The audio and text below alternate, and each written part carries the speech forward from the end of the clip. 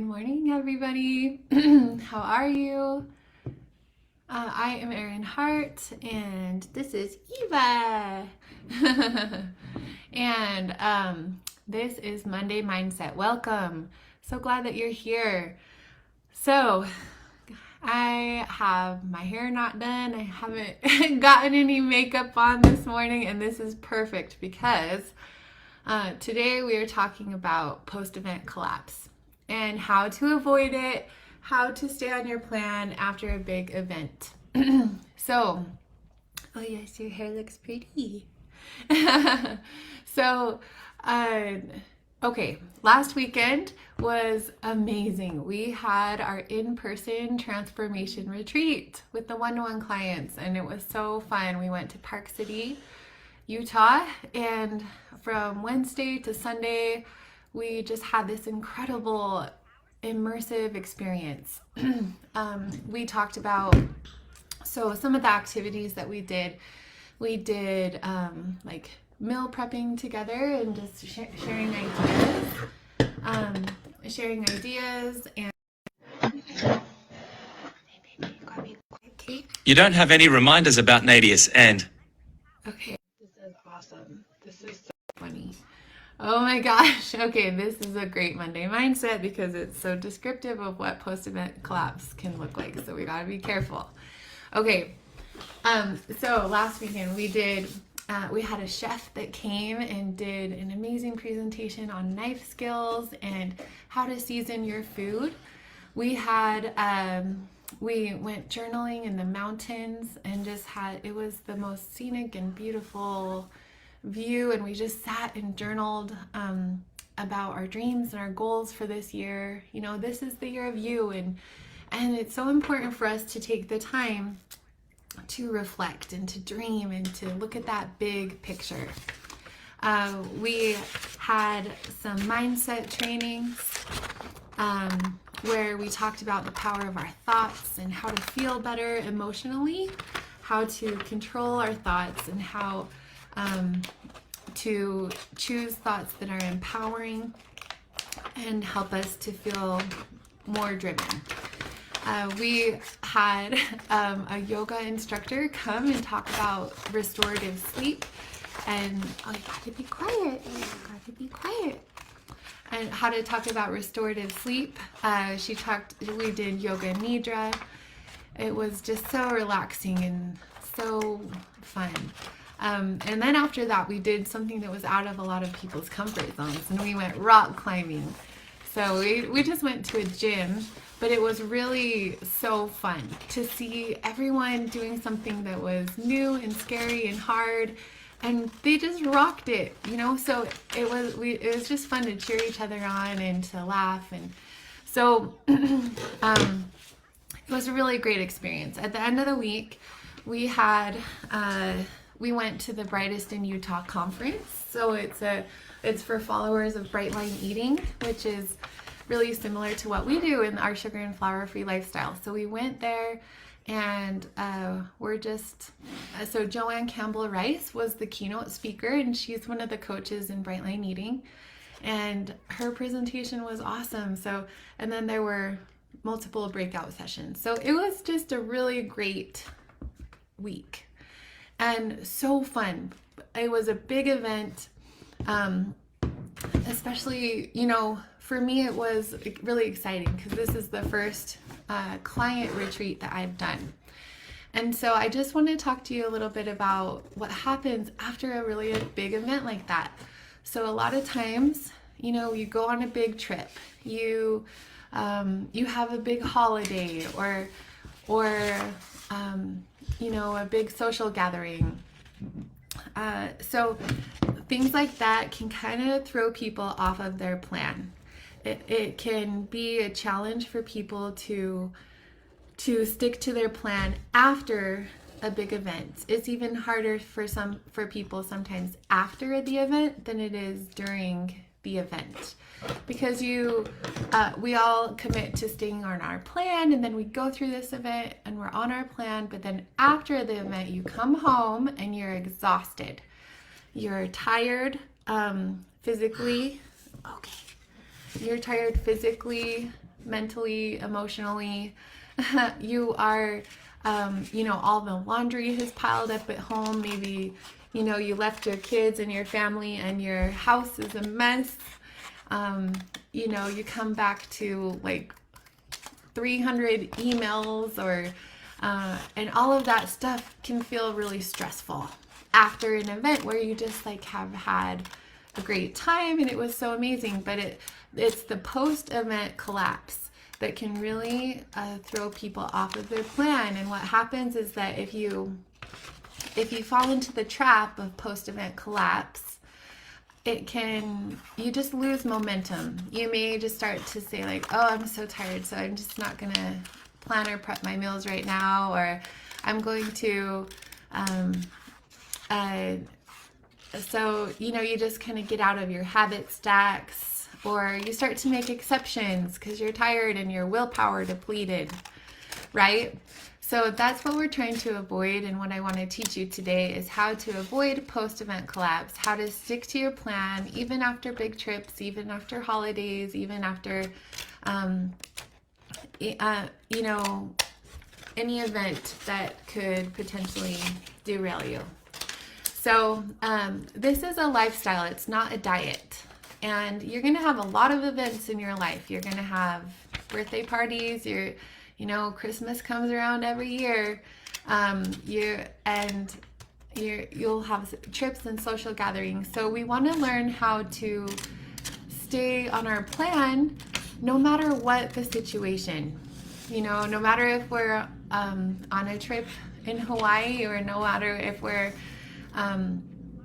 if it's a holiday, we want to stick to our plan, because this isn't a diet that we do just sometimes and then we go back to normal, right? This is our normal. This is who we are. And it's all about, oh yeah, you did so good. Okay, hold on. So it's all about making this your identity, right? That no matter what, that you are a person that eats sugar and flour free, and weighs your food and eats at meal times without snacking in between. So those are the foundations of our program. And it's not something that we just do when it's convenient. We do it because that's who we are and it's our identity, and that's how we can achieve long-term sustainable weight loss and health. So first of all, going into events like this, it's important to recognize patterns. So if you've been in this lifestyle for a while, you may have recognized that the times when you've struggled, and maybe it's been after a big event like this. So the term for that, like we've talked about, is post-event collapse. And recognizing those patterns in your program that you seem to struggle after something like that is really helpful to know, because if knowledge is power in that case, that you can anticipate it and expect it, so that next time you go on a trip, you know that really you got to plan ahead, not just for the trip, not just for the event itself, and plan and prepare yourself mentally for that, but you also need to plan and prepare ahead for the 3 days after the trip. So let me pull up my notes here. I just want to share with you, let's see here. And it's so funny, I'm like on here without my makeup. And because, let me tell you, so today, coming home from a trip like that, my kids, they miss me, my husband missed me. What do you need, babe? I can't hear. Oh, it's okay, we'll turn on the sound after. Okay? So, and yeah, they're just super clinging to me. So my husband, he hurt his back, and so he's not able to watch the kids.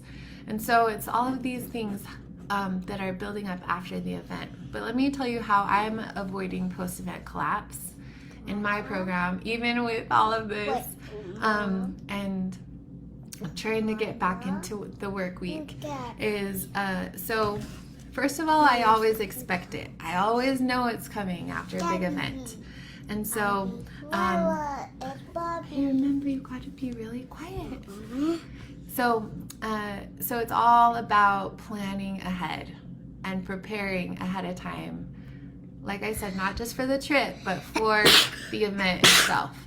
And there's 3 ways I like to do that. So first of all, I like to plan and prepare my food ahead of time. So if you come home after a big trip to an empty fridge and your willpower depleted and all the laundry is piled up and email and you just have no willpower, right? That's not the time to start planning. You are in a willpower depleted state. So we want to have a plan for your food before you get home.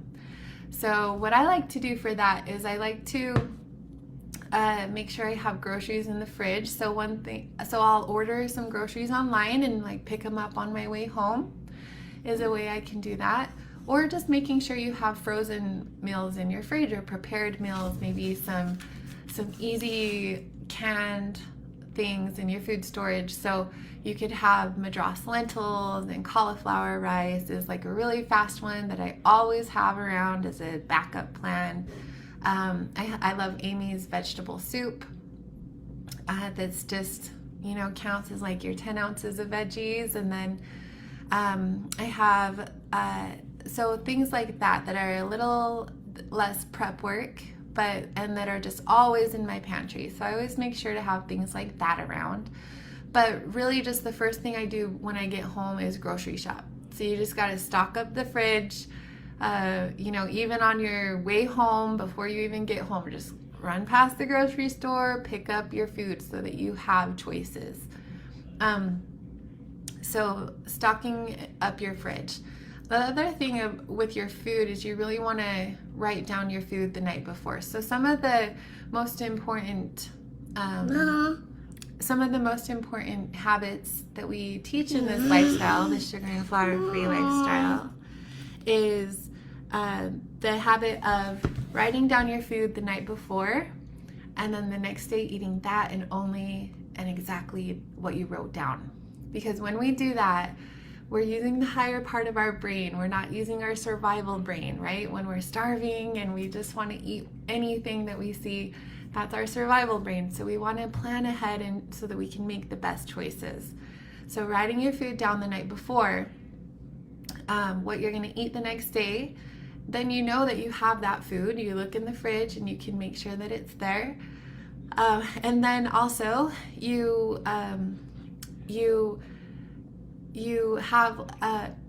have a plan, so you don't have to decide in the moment when you're tired and when the kids are crying and all the stress is coming. That's not the time to make a food choice. So write down your food the night before and eat exactly what you wrote down, even if that's not something that you normally do day to day, which I hope it is. But even if it's not something that you normally do, you do want to do that for 3 days after those big events. Because if we don't, that's when the what the hell effect comes into play, where we just start to make exceptions. We eat what's fast and what we see and what's convenient, and that's usually not on our plan. So this helps to avoid that. And then if you can, like having prepared meals, maybe that you've pre-cooked and prepped, and just have them frozen in your fridge, or in your freezer, so that it's just really fast and easy to grab. Okay, the second way I like to avoid post-event collapse is not only to plan and prepare my food, but plan ahead with my schedule.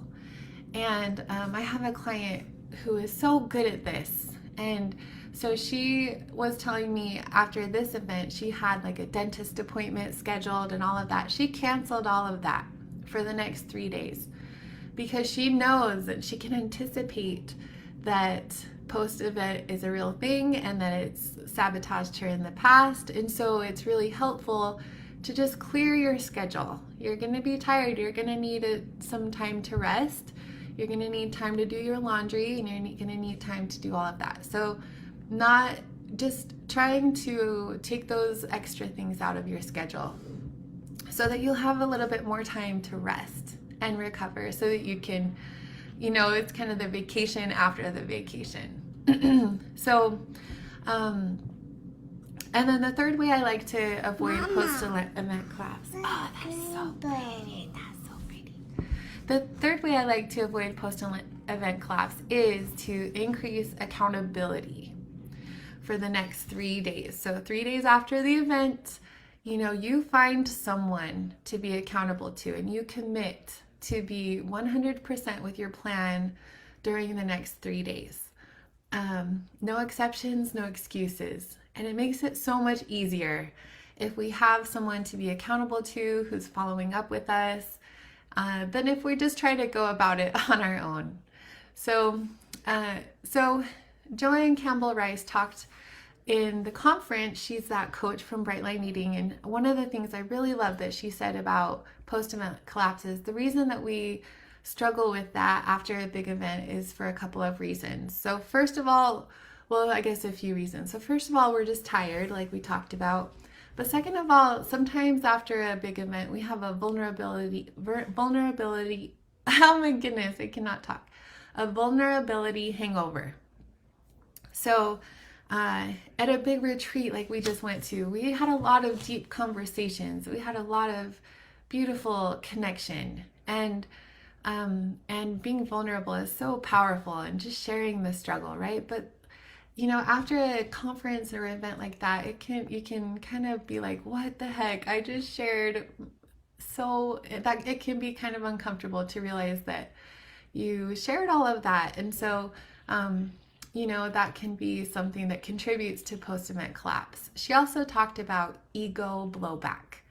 So ego blowback is just at an event like this, you just feel so empowered. You feel unstoppable.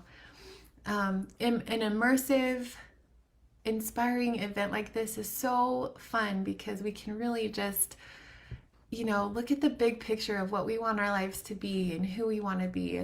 But then we come back to real life and we come back to our day-to-day life, and we can have some of that ego blowback. Like, who am I? Who am I to achieve that, right? How could I ever become that person? Or how could I ever achieve that goal? And we just start to doubt again. So those are some of the things that can contribute to the post-event collapse after a retreat or a conference like that. And I just want you to know that those things are normal. So I want to invite you this week, if you did come to the conference, if you did come to the retreat, really protect your program for the next 3 days. Plan ahead with your food. Make sure your fridge is stocked. Prepare your food ahead of time. Make sure you clear your schedule. Give yourself time to rest and recover after the event, and increase your accountability for the next 3 days. Commit to staying on your plan. And when we do that, this is a way for us to make this lifestyle sustainable. We're all going to have vacations. We're all going to have big family parties and holidays.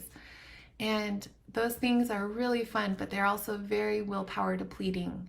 So you have to expect post-event collapse every time. So don't just plan for how you're going to stick to your plan during the event. Make sure you plan ahead on how you're going to stick to your plan after the event. And as you do stick to your plan, you're building your identity. You're building a foundation of health for the rest of your life. You're proving to yourself who you are by watching your own behavior. And that is so powerful. So thank you for watching today, or listening. If you're listening to the podcast, we now are converting this to a podcast, and you can listen to it in podcast format or on YouTube. So I hope that you found this helpful. Thanks for being patient with me. No makeup, my hair not done or combed, and I got my little one here in her jammies. So say bye. Bye bye. Have a great week, you guys. I believe in you. You can do this. We're in this together, and don't be perfect. Be unstoppable.